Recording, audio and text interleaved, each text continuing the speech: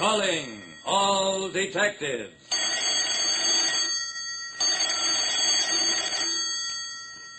Stolen bonds, a diamond ring, and a pack of cigarettes. Those are the exhibits on this page from my casebook.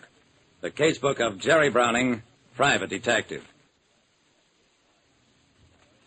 A private detective like me, Jerry Browning, knows that some people have a natural gift for trouble. It was 9 a.m, and I was feeling real noble. This year, I'd do my Christmas shopping early. It was a fine idea, except that I was a little too early, because the sign on the door of Julian's department store said that store hours began at 9:30. So I bought a newspaper. The big headline was about a robbery at a brokerage firm on Carteret Avenue. 20 grand in bonds stolen. The thieves had pried open a small ventilator, managed to send one of their numbers squirming through it, who then unlocked the door from the inside. Well, at least one gang in town had solved the problem of where to get shopping money.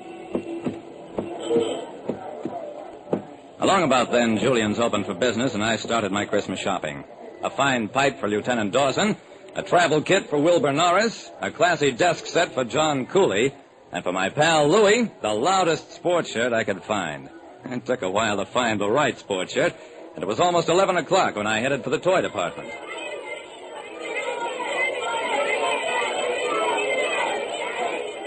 It was quite a deal. There were signs all over the place. This way to Santa's castle. Adults admitted only if accompanied by a child. That's when I saw Bill Carlin, the store detective. He was closing the heavily draped entrance to the castle. I pushed my way through to him. Hey, what's up, Bill? Are you telling these kids there ain't no Santa Claus? Bill glared at me, yanked me over to him.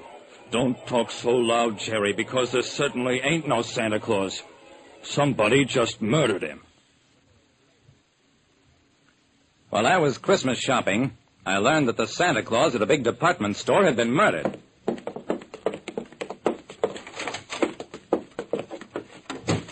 Bill Carlin, the store detective, led me to a small room off the toy department. Santa Claus was there, all right, with a small bullet hole in his chest. Who did it, Bill? How should I know? They just hire me to keep people from stealing the escalators. But you must have heard the shot, Bill. The store detective rolled his eyes. Shot? I hear a million shots all day. Machine guns, cannons, pistols, all toys. Okay, so you didn't hear the shot. What's this poor guy's name? How should I know? Come on, we'll check him at the personnel office.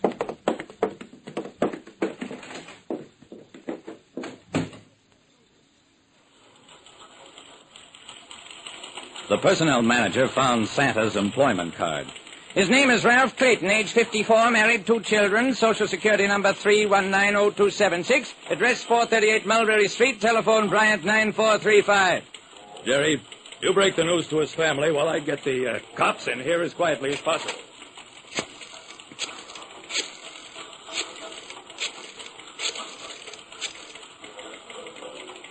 A man answered the phone.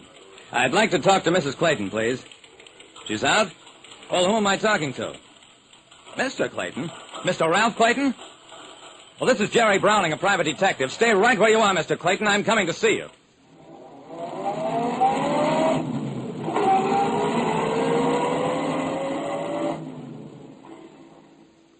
At the Mulberry Street address, I talked to a very much alive Ralph Clayton. My wallet was stolen about a week ago, Mr. Browning. Had my Social Security card in it.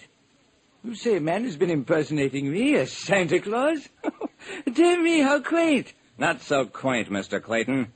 He's dead. Julian's store was swarming with cops when I got back. The whole toy department was roped off and empty of customers. I spotted Lieutenant Dawson talking with Bill Carlin, the store detective, went over to them.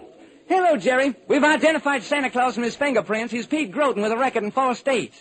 That's nice work, Dawson. And did you also find out why Groton stole a Social Security card and impersonated his victim? Dawson frowned. Well, not yet.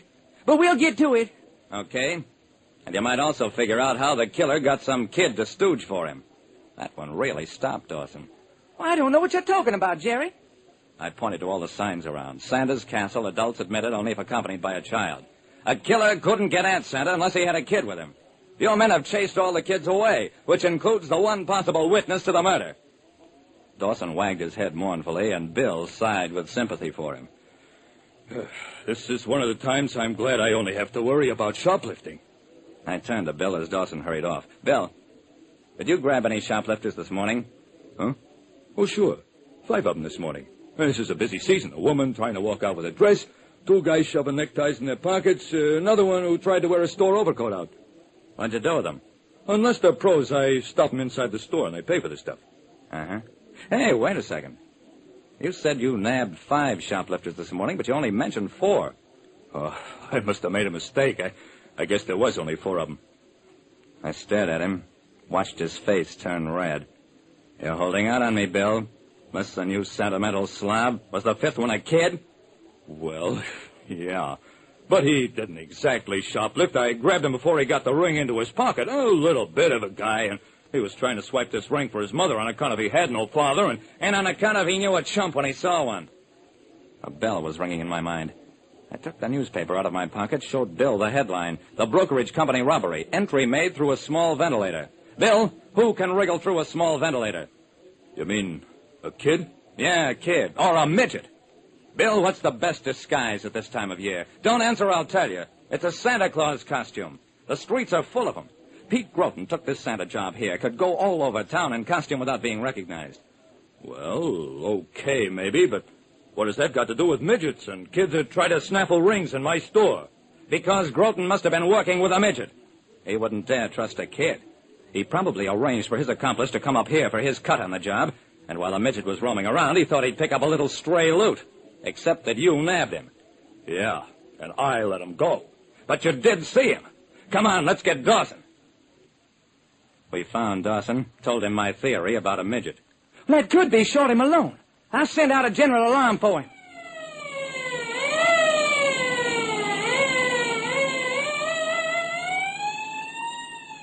They picked up Shorty Malone that same evening as he was trying to board a train.